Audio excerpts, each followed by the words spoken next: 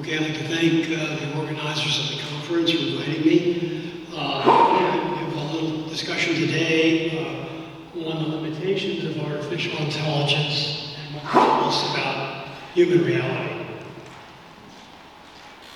First, though, this is a photo that was taken in 2008 in Escorial, Spain, when I was with Professor Yaki. And the photo of my friend Lucia, who's at the back of the room there. We'll hear from her this afternoon. My daughter next to her, who is sitting in the third row here. My wife, there's Professor Yaki, and Lucia's beau at the time. Okay, today's topics are what is AI? We'll talk a little bit about history, what the problem is, the four important questions that need to be asked, what the real threats of AI are, and some conclusions. Okay, in Yaki's famous book, Brain, Mind, and Computers, he really addressed 50 years ago a lot of the issues that we face now.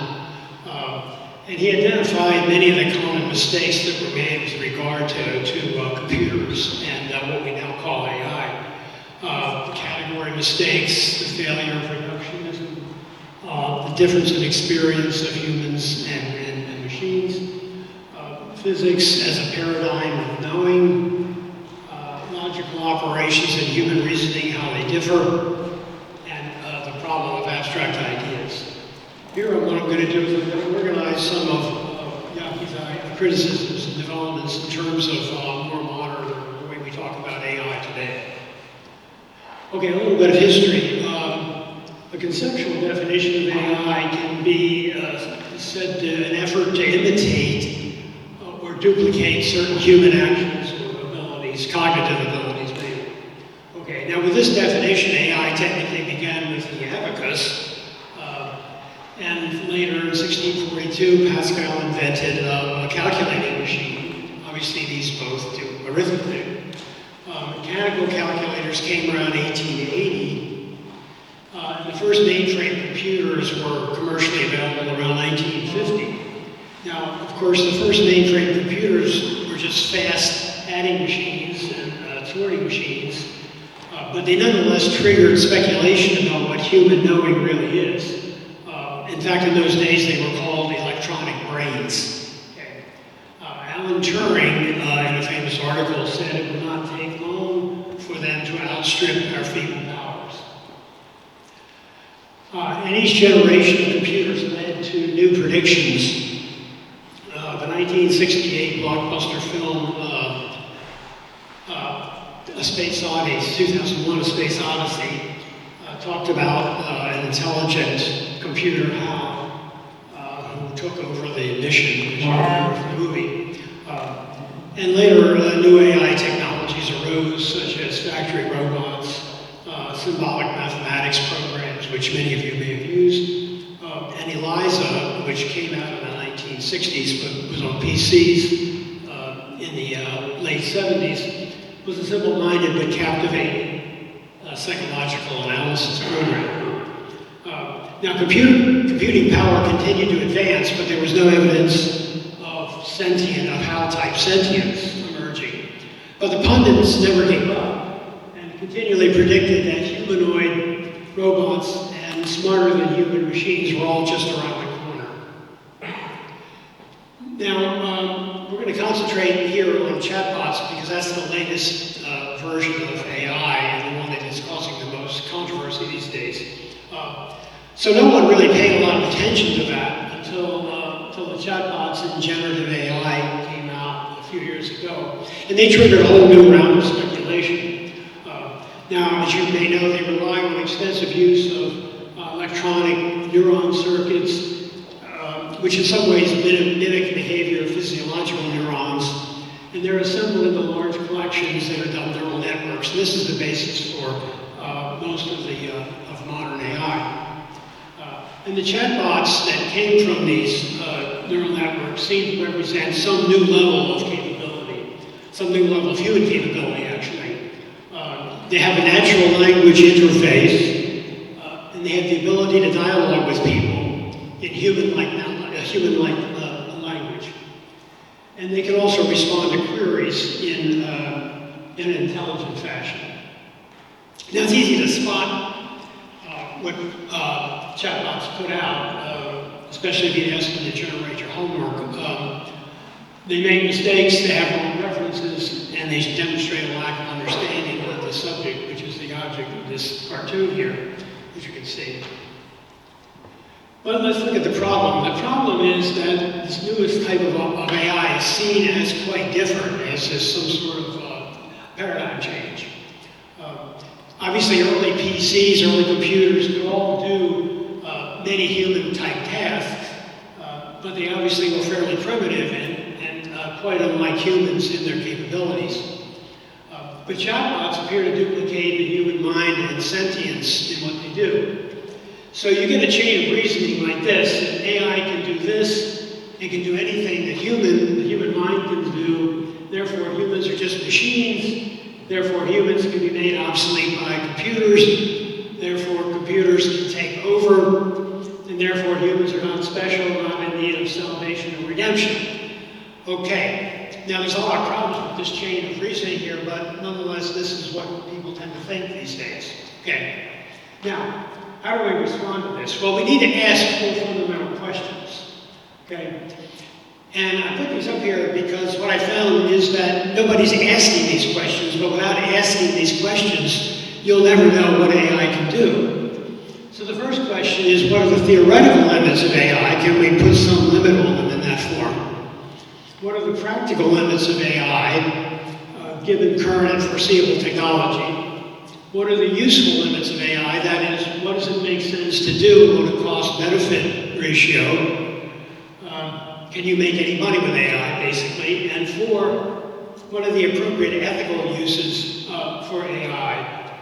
What tasks are most in society's interest? And Agnes just gave us a few examples of that. Okay.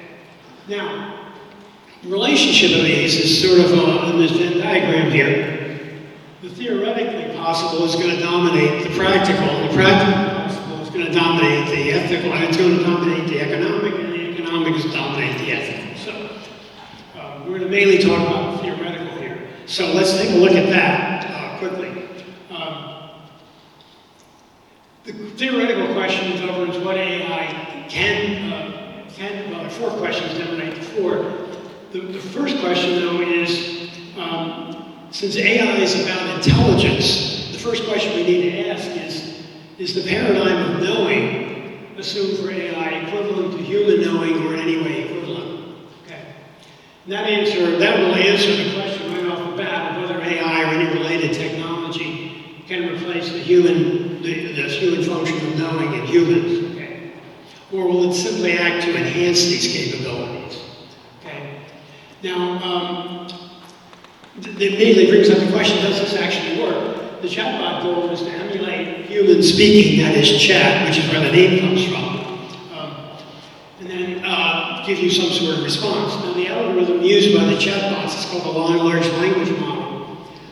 It's based on analyzing enormous amounts of text, usually from the internet, and it starts from a word, it looks for associations with words, and then goes outwards from that.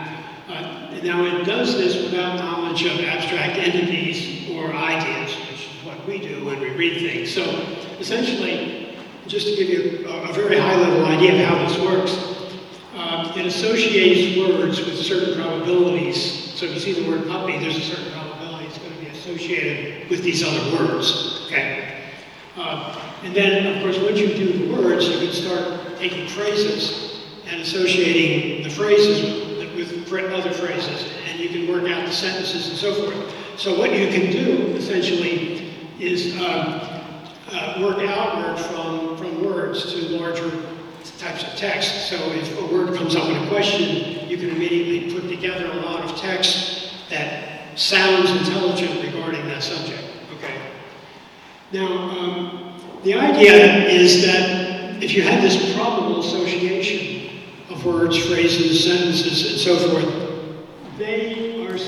you assume that they actually reflect reality in some way. So that allows you to make intelligent comment statements without actually knowing anything, which is basically how AI works. And in fact, you may know that AI frequently just makes up facts and references. These are called hallucinations. And the chatbots, in fact, have been called stochastic parrots by one critic who doesn't like them. Okay, now, the limitations of AI are that they usually work pretty well on simple queries. If you ask a simple question like, when was Shakespeare born, you'll get the right answer. But they fail spectacularly on questions that require in-depth research and reasoning. Okay, they make up facts and references. They give different answers to the same question if you ask it twice. And they give false answers even when they're trained on truthful material. Okay. Essentially, they act like sophists. Okay, they understand nothing and just blab what others who mostly understand nothing are saying. Okay, now the root of the problem is that AI is based on ideas of human knowing that go back to the British empiricists, and specifically David Hume. Okay, and there are three key elements in Hume's philosophy that are relevant.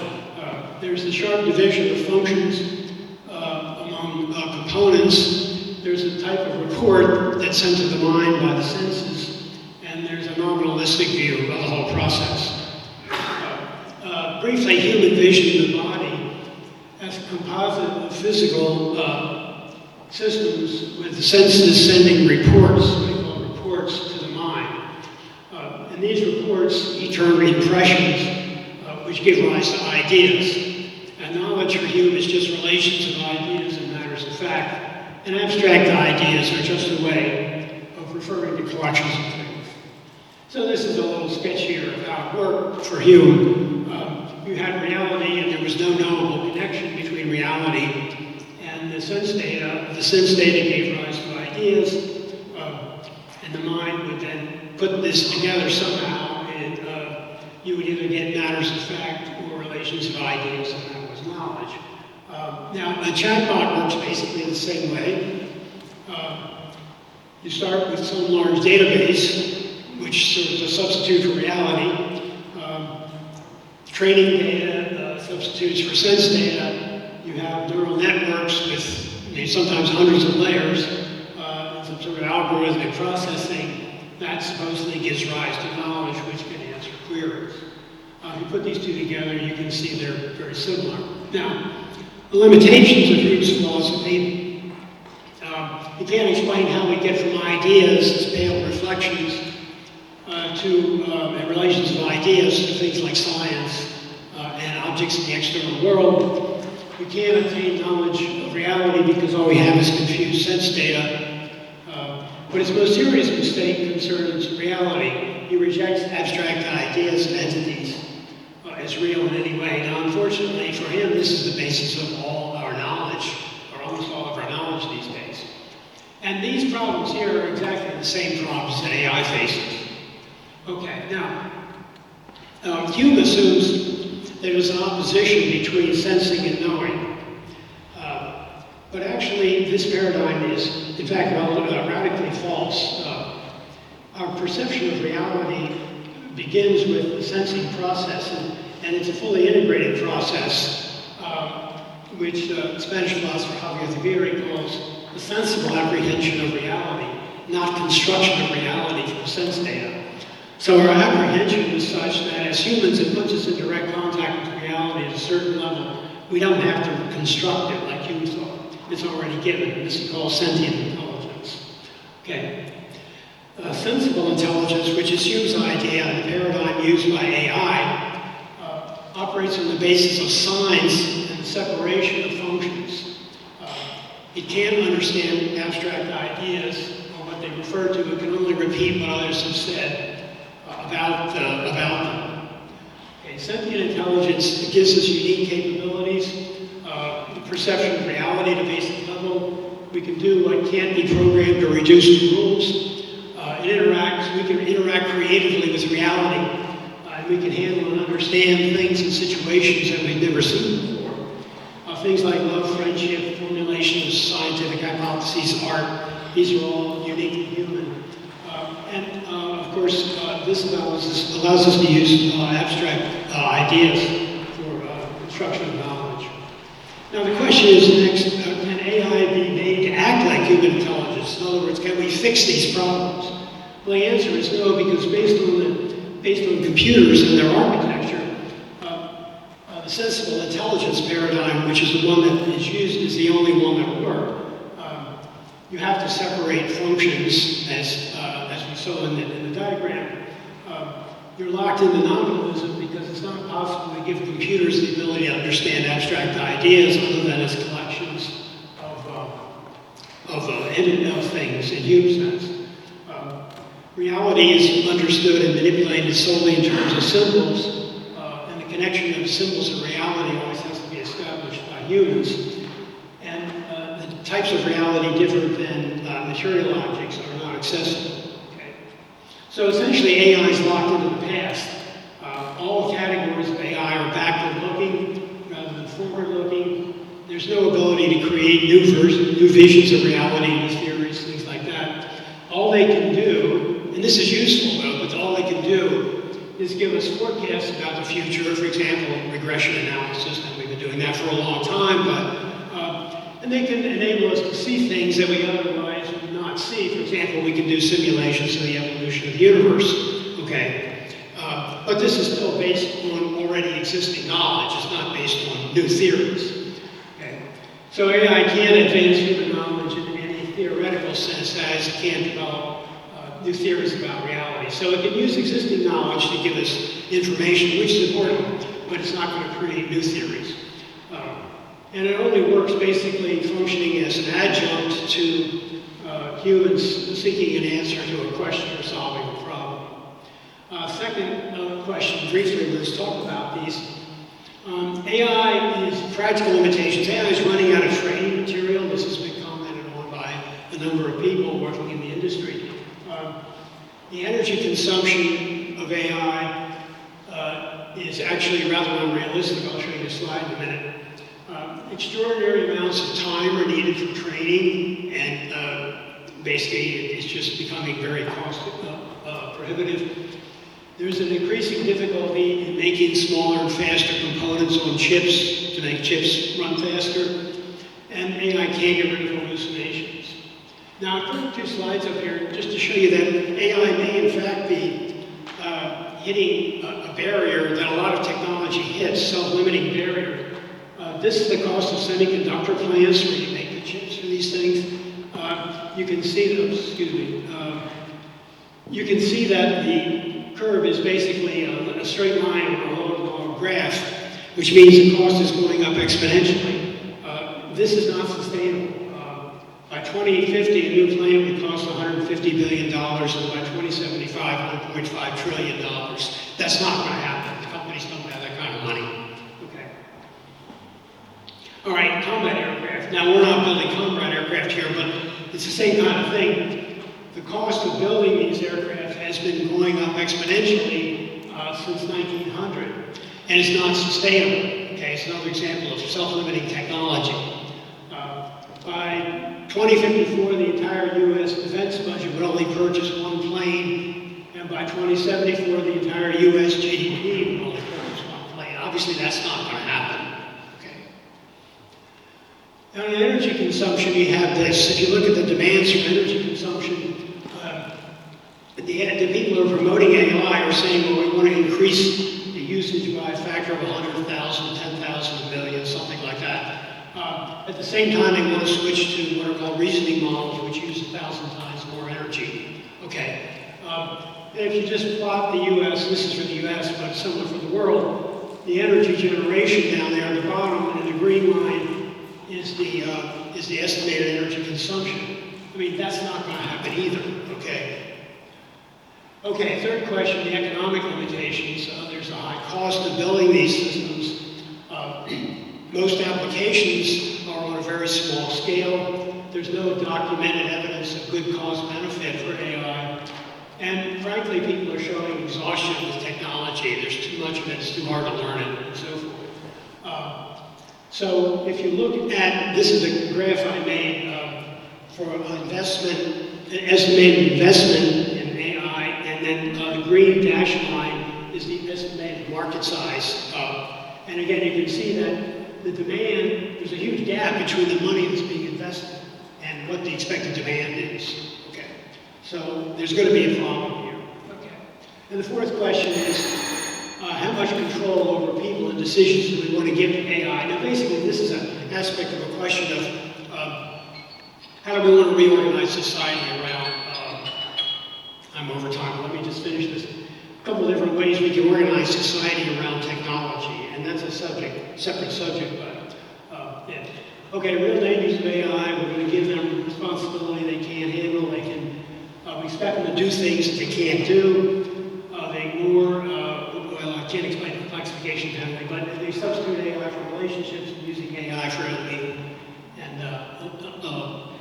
illegal purposes. And then, of course, there's a lot of things that can do that I mentioned in the context of the talk here. Okay, so basically, the end result is you can conclude that AI is a lot different than humans, and it's not going to live up to a lot of the projections that have been made for it. People subscribe to First Things. I have an article in the latest issue that goes into a little more detail on this. And I'm writing a book which isn't out yet, but we have a little later where I go into all these subjects quite a bit